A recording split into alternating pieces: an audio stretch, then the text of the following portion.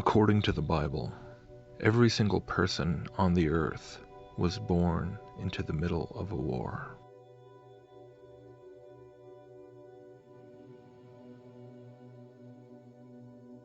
This war is one that cannot typically be seen with the naked eye. Its existence is not broadcast on the evening news. Its reality is not even realized by the vast majority of the population. Yet this war has raged on since the very beginning.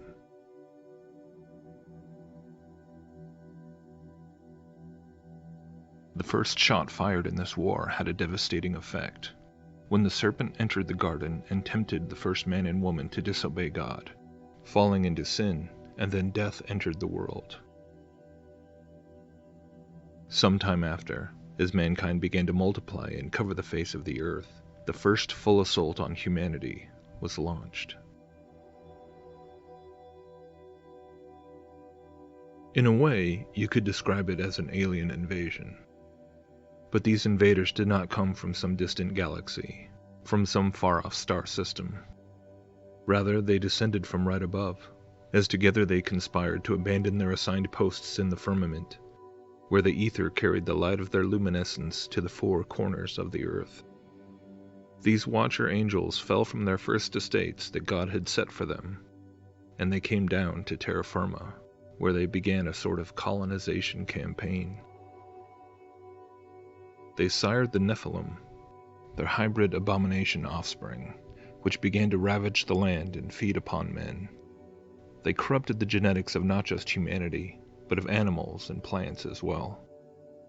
Using the knowledge they had been given by God to perform their original tasks in the heavens, they proceeded to teach mankind all sorts of forbidden things, in order to civilize them, to equip them in the building of cities, vast kingdoms, where these fallen angelic beings could rule as gods. The knowledge bestowed by these beings was presented as being the keys to humanity's path to enlightenment, the technological know-how that would eventually allow us to take our seats alongside them as gods. But of course, this was all a lie. This forbidden knowledge brought nothing but destruction, perversion, wickedness, and death.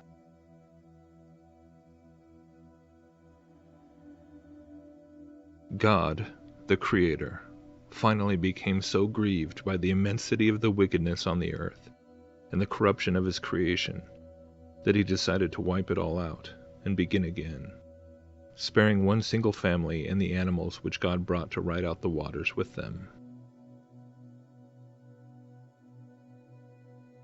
When the waters receded, the world had been cleansed from the evil that had almost wiped out humanity from the face of the earth. The great empires of the Watchers had been erased, their monuments and citadels shattered by earthquakes and buried by oceans.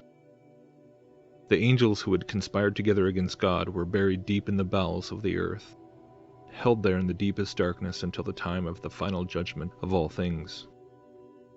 The bodiless spirits of the giants, the Nephilim, were cursed to roam the earth, tortured by hunger and thirst that they could never satisfy, forever longing to have bodies to inhabit once again.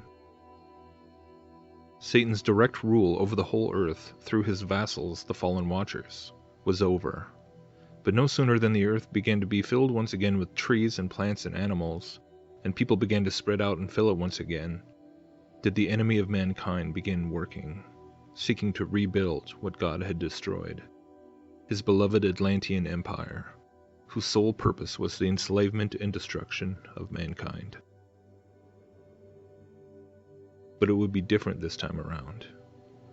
No longer did the Fallen One have the ability to send his rebellious emissaries to the earth, to take wives and build cities and palaces where such self-declared deities could sit and rule directly over their subjects. No longer could they walk amongst men and be revered for their brilliance and stature. The satanic kingdoms that would be built after the flood had to be done through the worship of now invisible deities, forced to orchestrate their rule through various systems of interdimensional communication. Since God had now bound them behind a spiritual veil, once again a spectrum of forbidden knowledge was disseminated amongst these newly reborn civilizations, in order to facilitate the connection between these civilizations and their demonic benefactors. Thus, in the courts of all the human kings and leaders of these kingdoms, worked a host of occult priesthoods, sorcerers, mediums, astrologers, and practitioners of divination. The subjects of these pagan kingdoms would demonstrate their fealty to their false, fallen, invisible gods by sacrificing to idols, building them temples, having orgies and revelries and bacchanalia. The rebellion against God resumed in earnest after the flood, from the first failed attempt by Nimrod to build a tower into the heavens and storm the throne of God, through all the following kingdoms which were founded after the scattering from Babel.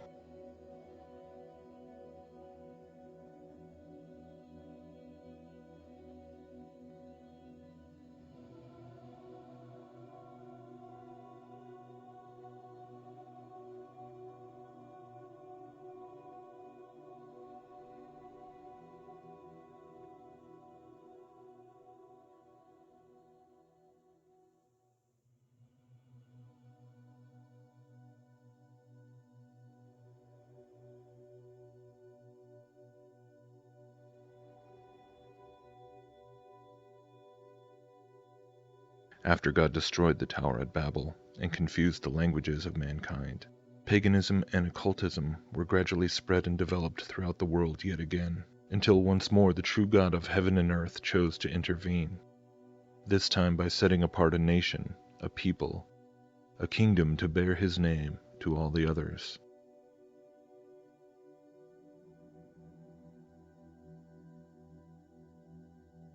From Abraham, Isaac, and Jacob down through Moses, Aaron, and Joshua, judges like Samson and Gideon, kings like David and Solomon, prophets like Elijah, Samuel, and Daniel. On through the centuries and amidst the rise and fall of many demonic empires, the God of all creation revealed himself and began to reveal his plan to redeem humanity from their curse of sin and death and demonic oppression.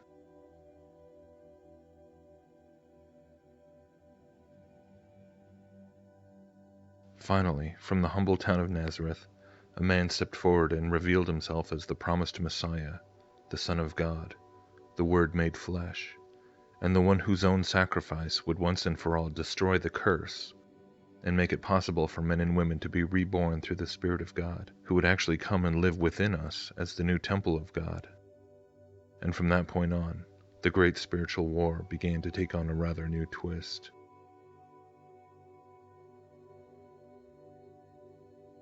For many centuries that followed, the truth of God began to advance upon the various territories of these demonic kingdoms, freeing people from the bondage they had been held in for generations. And for the first time since the Great Flood, large numbers of people began to truly understand who they had actually been in servitude to in these pagan kingdoms. Throughout stretches of Europe, Africa, and Asia, the truth of Jesus kept spreading, and people kept getting set free. The first tactic Satan brought against us was brute persecution. He used his puppet emperors of the Roman Empire to imprison, kill, and torture the first Christians. But somehow this only wound up revealing the power of the gospel and the hope in eternity that it truly brought. And so faith in Jesus only spread, under the stage where the once unshakable Roman Empire began to crumble under its own heathen weight.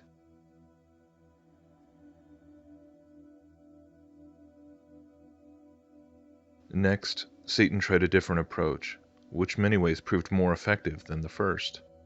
Instead of trying to crush the spread of faith in Jesus with the powers of empire, he would usurp it. From the time of Constantine onward, the enemy began a blasphemous campaign of rebranding many of his old demonic kingdoms and demonic occult priesthoods as now being Christianized.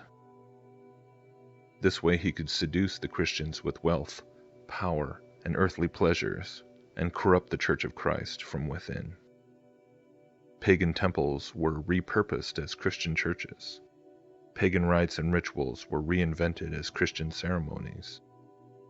The Roman Catholic Church slowly emerged as one of the most effective weapons against the kingdom of God, while it mockingly carried out its activities in his name, a tactic which has no doubt given the devil no small measure of sacrilegious joy. Through this earthly institutional vessel, Satan was able to prevent scores of people from actually reading the scriptures for themselves, and turned them instead back to the same bondage and darkness that the demonic systems had enforced before. Only now it was being done in the name of Jesus. Still, by the sheer grace of God, the truth endured, the gospel spread, and genuine faith in the Creator and Savior of mankind continued to grow.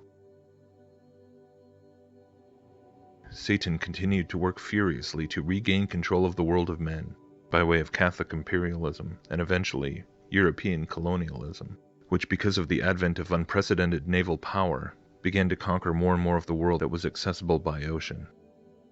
At the same time, however, the spread of imperialism all too often still brought with it the truth of the gospel, which opened the hearts and minds of the people to the true nature and identities of the pagan and shamanic religions they had traditionally held.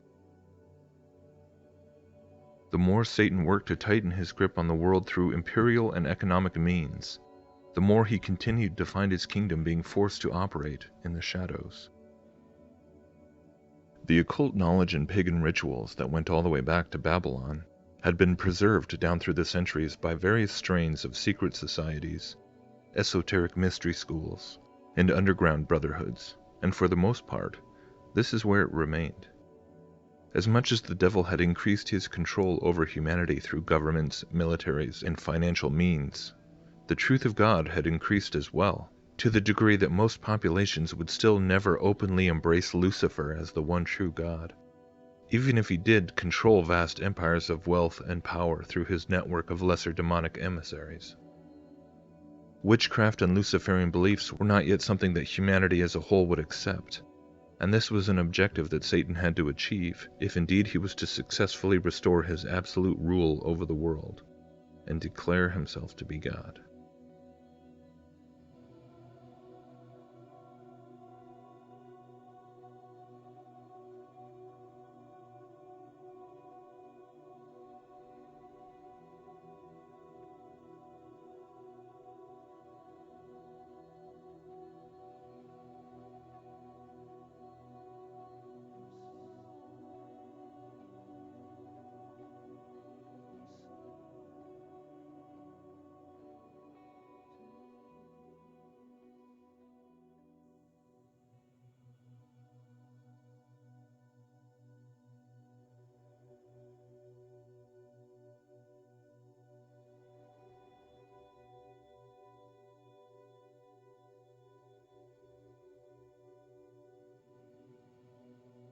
In order to get the entire world back to where Satan wanted it, he had to implement another plan, another strategy, so massive in scope that most people, even the majority of those who even believe he exists in the first place, have difficulty in believing that such a thing could be pulled off.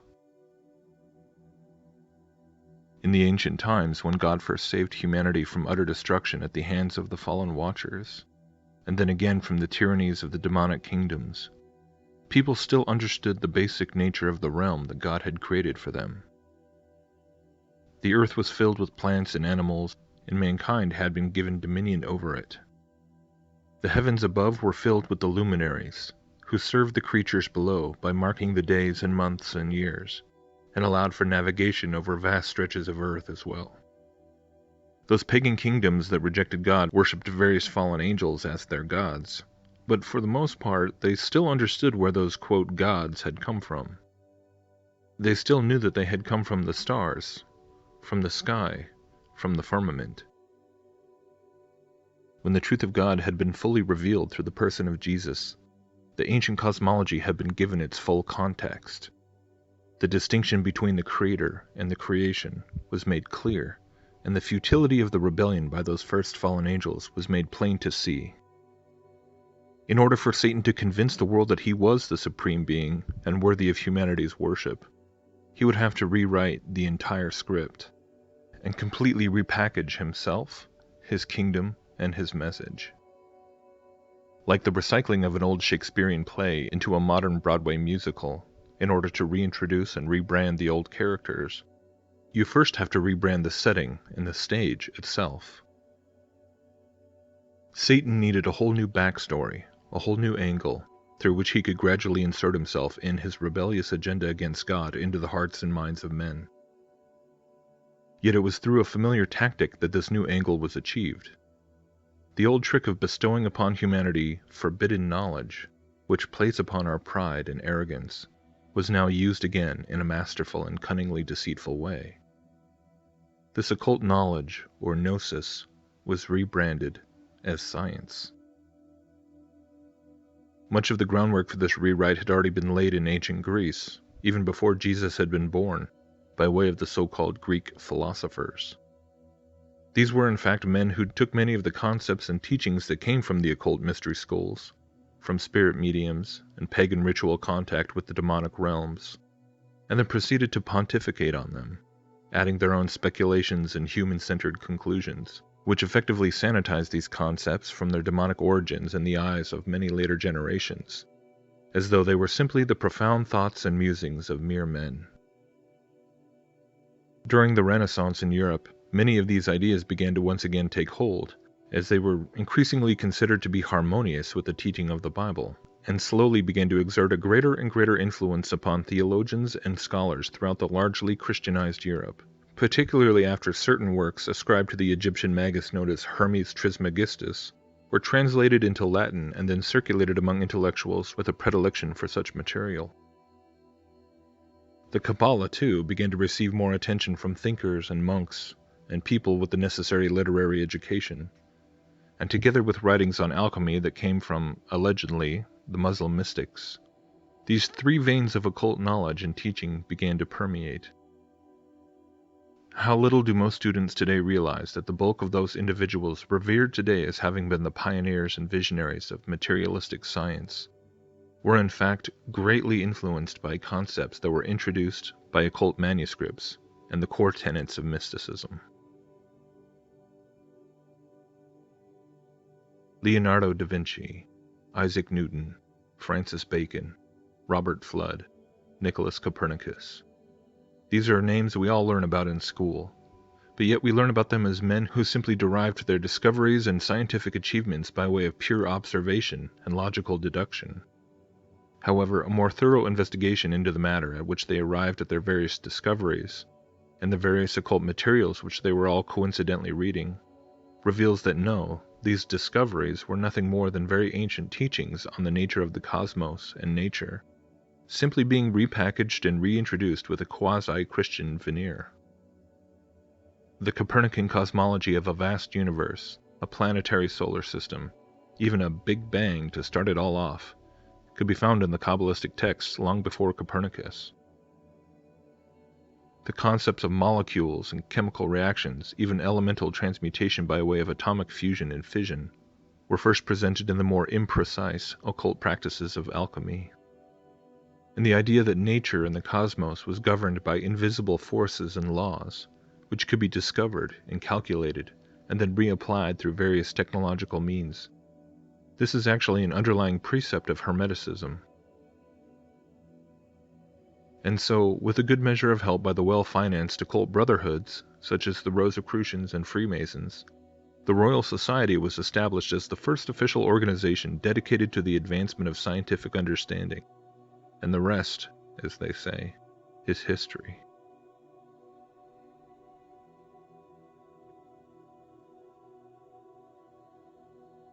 What had begun as a half-hearted attempt to combine the knowledge gained from the divine revelation with the knowledge gained from nature was quickly transformed into an unapologetic natural philosophy.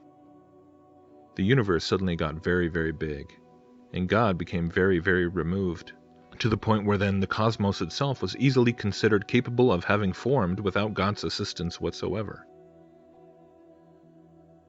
Models of the Copernican heavens were expanded and refined. Darwin stepped in to explain how life could have emerged from the primordial ooze, long after the globe Earth had slowly formed over billions of years from the slow gathering of cosmic dust in the vacuum of space. The universities and lecture halls, largely built and maintained by these same wealthy, blue-blooded fraternities, quickly and not surprisingly became hostile territory to anyone who dared question the new burgeoning scientific consensus.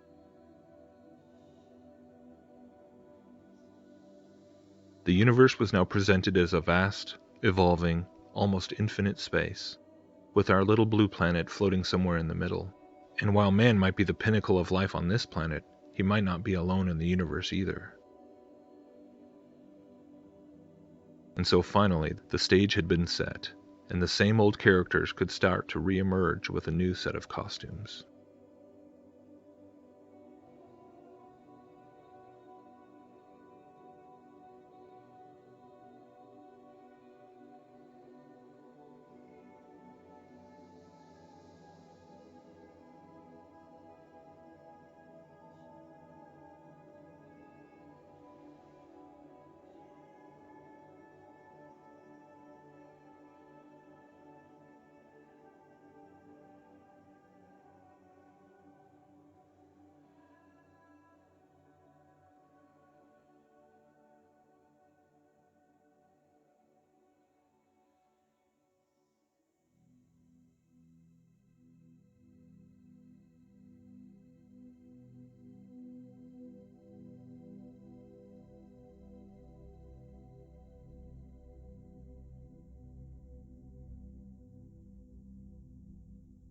The 20th century. So much has happened in that 100-year span compared to the centuries that went before, it is indeed daunting to even attempt to broadly summarize any of it. While the beginning of the 20th century saw a new, yet old, cosmological paradigm put in place, at least in the halls of academia, that could theoretically provide a convincing new and deceptive pretext for a new wave of rebellious watchers, or some kind of fallen entities, to come down to Earth and present themselves as aliens, we do have to stop and consider the question of the dimensional veil, the barrier that God does seem to have put in place after the invasion of the Watchers back before the flood.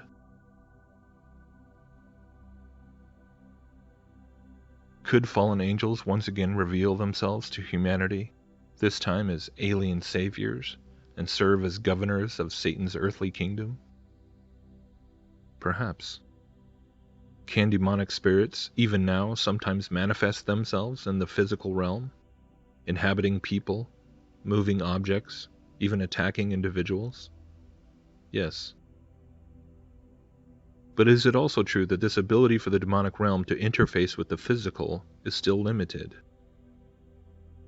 It would seem to be the case, and the Bible does seem to confirm that this barrier will remain in place right up until shortly before Jesus returns, when it will be removed and the spirit of Antichrist will have a period of unprecedented access to the earth and to humanity one last time before he meets his own end. While I certainly do not claim to have all the answers, or to have a perfect understanding of biblical eschatology or end times prophecy, one thing I have come back to again and again through my research over the past few years into cosmology, prophecy, current events, the rise of scientism and its roots in occultism, is that somehow quantum physics plays a significant role in this massive age-old agenda of Satan, which the Bible refers to as the Great Deception.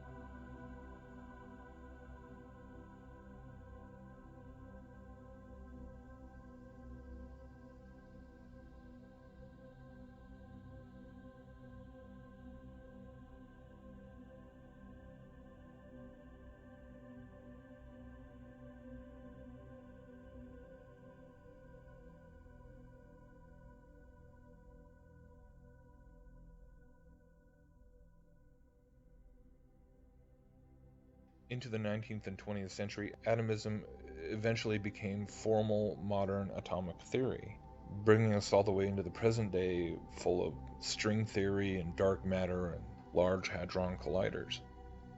The atom has long been split with fearsome destructive power or energy-producing possibility. The existence of this minutely vast quantum reality has been undeniably proven. Or has it?